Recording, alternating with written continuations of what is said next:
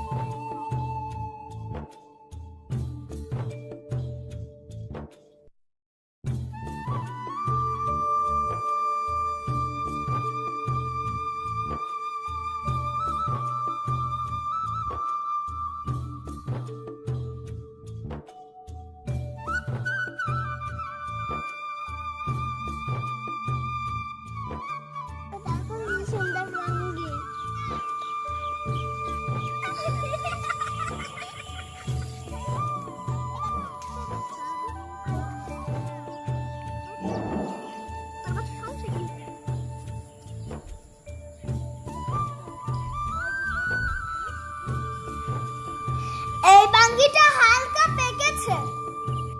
আমরা খুঁজে খুঁজে দেখছিলাম কোন বাঙ্গিগুলো পেকেছে।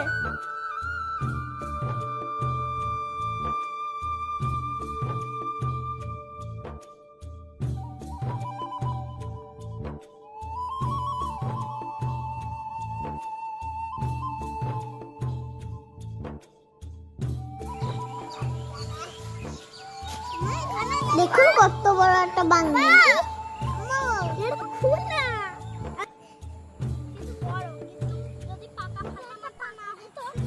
দেখেছেন খেতে কত বাঙ্গি।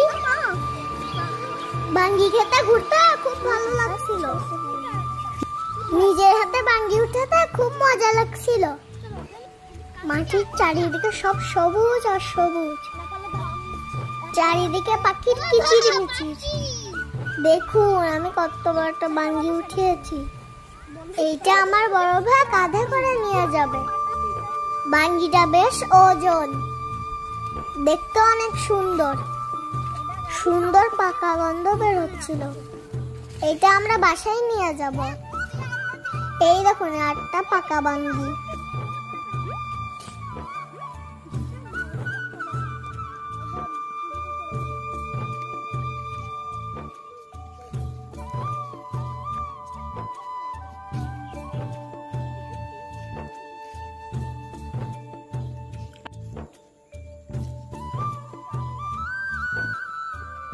এই ক্ষেত থেকে চাষিরা প্রতিদিন সকালে বাঙ্গি উঠায়, তারপর সেগুলো বাজারে পাঠিয়ে দেয়।